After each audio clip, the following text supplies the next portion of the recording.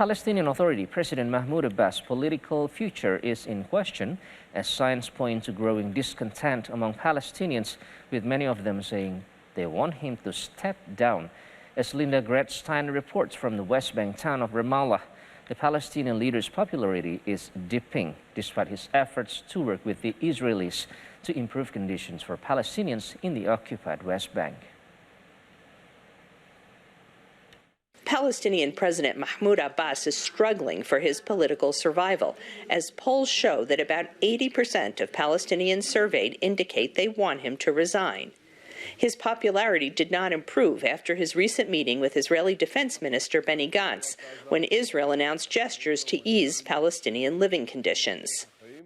There doesn't seem to be any hope that conditions will in any meaningful way change, whether in terms of their relationship with the Israelis, in terms of ending occupation or even easing the occupation, or in terms of reforms within the PA, going to elections, for example, or reconciling the West Bank and Gaza, Fatah and Hamas, or improving economic conditions. Overall, the picture that is in the minds of the Palestinians is that things will get worse rather than get better. Last year, Palestinians protested what they said was corruption and anti-democratic actions by his administration, including the closure of the parliament, the Palestinian Legislative Council, and the cancellation of every national election during the last 15 years.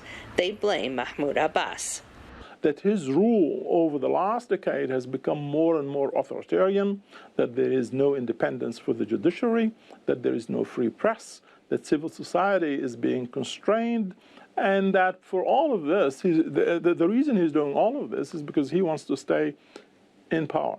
Many also condemn what they view as collaboration by Abbas with Israel.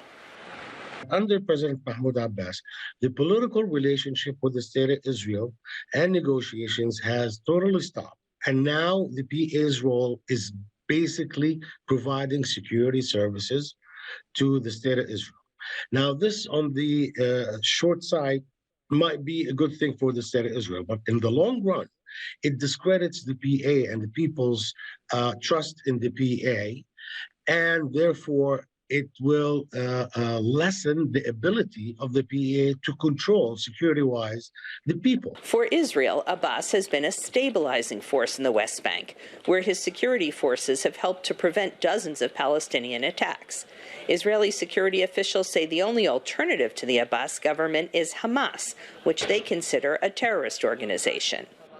The Palestinian Authority, and of course, we don't need to agree on everything, and of course there are big differences between Israel or the Israeli policy and the Palestinian policy, but we see during the last 10-15 years the Palestinian Authority is doing lots of effort to fight Hamas.